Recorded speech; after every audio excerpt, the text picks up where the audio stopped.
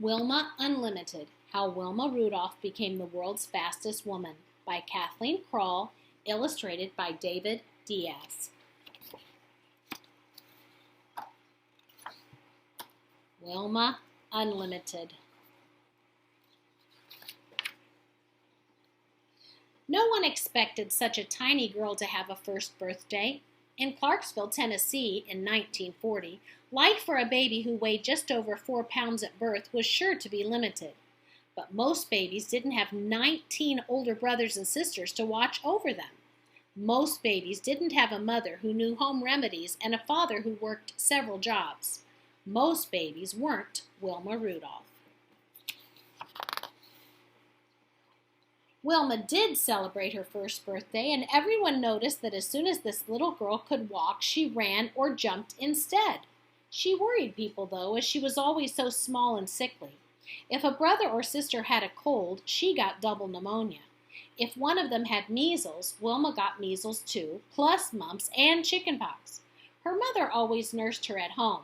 Doctors were a luxury for the Rudolph family, and anyway, only one doctor in Clarksville would treat black people. Just before Wilma turned 5, she got sicker than ever. Her sisters and brothers heaped all the family's blankets on her, trying to keep her warm. During that sickness, Wilma's left leg twisted inward and she couldn't move it back. Not even Wilma's mother knew what was wrong. The doctor came to see her then. Besides scarlet fever, he said, Wilma had also been stricken with polio. In those days, most children who got polio either died or were permanently crippled. There was no cure. The news spread around Charlotte. Wilma, that lively girl, would never walk again. But Wilma kept moving any way she could. By hopping on one foot, she could get herself around the house, to the outhouse in the backyard, and even on Sundays to church. Wilma's mother urged her on. Mrs. Rudolph had plenty to do, cooking, cleaning, sewing patterned flour sacks into clothes for her children, now 22 in all. Yet twice every week she and Wilma took the bus to the nearest hospital that would treat black patients, some 50 miles away in Nashville. They rode together in the back, the only place blacks were allowed to sit. Doctors and nurses at the hospital helped Wilma do exercise to make her paralyzed legs stronger. At home, Wilma practiced them constantly, even when it hurt. To Wilma, what hurt most was that the local school wouldn't let her attend because she couldn't walk.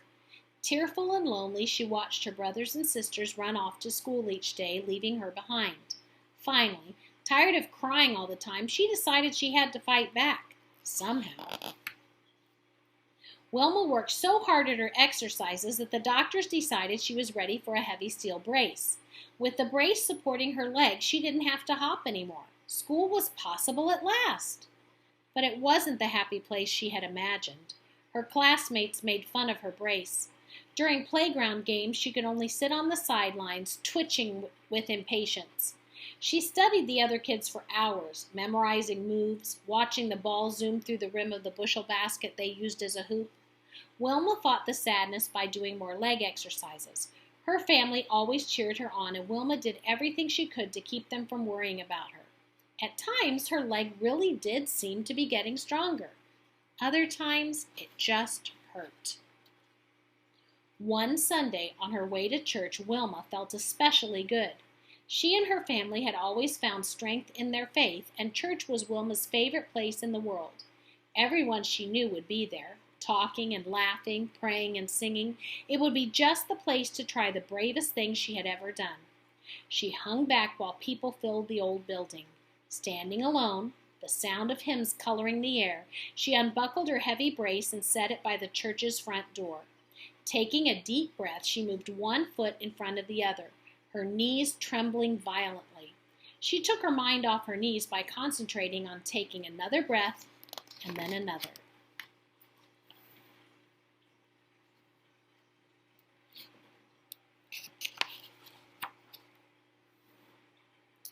Whispers rippled through the gathering.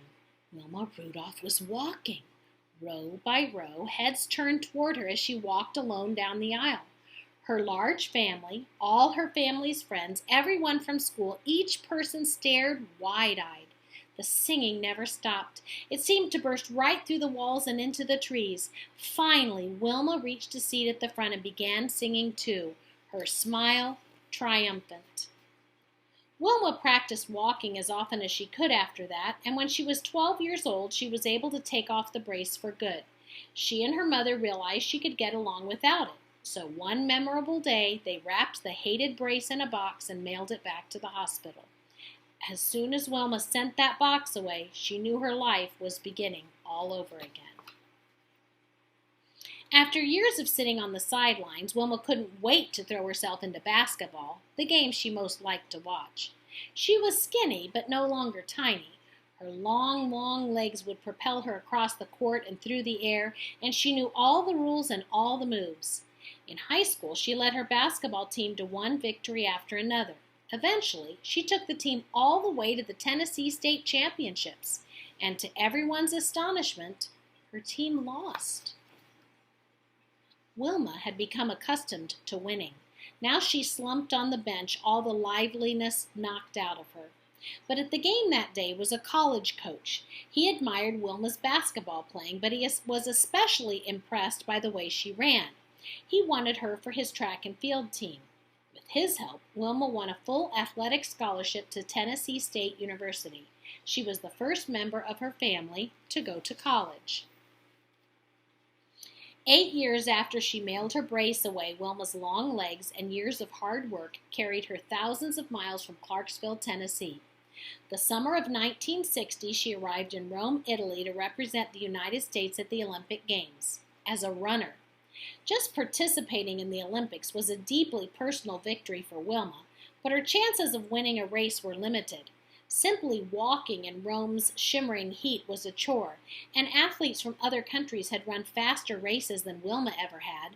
Women weren't thought to run very well anyway. Track and field was considered a sport for men, and the pressure from the public was intense. For the first time ever, the Olympics would be shown on television, and all the athletes knew that more than 100 million people would be watching.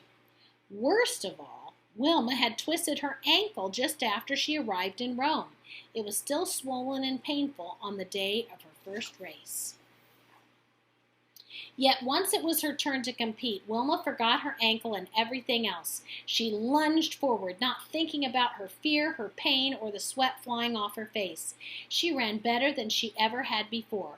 And she ran better than anyone else. Grabbing the attention of the whole world, Wilma Rudolph of the United States won the 100-meter dash. No one else even came close. An Olympic gold medal was hers to take home. So when it was time for the 200-meter dash, Wilma's graceful long legs were already famous. Her ears buzzed with the sound of the crowd chanting her name. Such support helped her ignore the rain that was beginning to fall. At the crack of the starting gun, she surged into the humid air like a tornado. When she crossed the finish line, she had done it again. She finished far ahead of everyone else. She had earned her second gold medal. Wet and breathless, Wilma was exhilarated by the double triumph. The crowd went wild. The 400-meter relay race was yet to come. Wilma's team faced the toughest competition of all, and as the fourth and final runner on her team, it was Wilma who had to cross the finish line.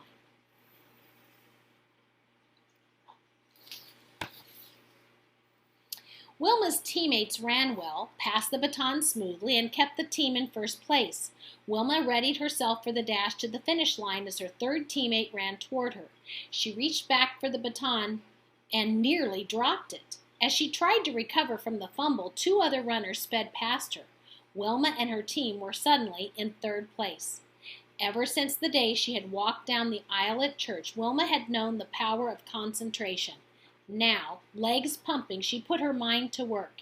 In a final, electrifying burst of speed, she pulled ahead. By a fraction of a second, she was the first to blast across the finish line. The thundering cheers matched the thundering of her own heart. She had made history. She had won for an astounding third time. At her third ceremony that week, as the band played the Star-Spangled Banner, Wilma stood tall and still like a queen. The the last of her 3 Olympic gold medals hanging around her neck. Wilma Rudolph, once known as the sickliest child in Clarksville, had become the fastest woman in the world. Author's note: Wilma Rudolph became, at age 20, the first American woman to win 3 gold medals at a single Olympics. When she returned home from Rome, her family was waiting for her, and so was all of Clarksville, Tennessee.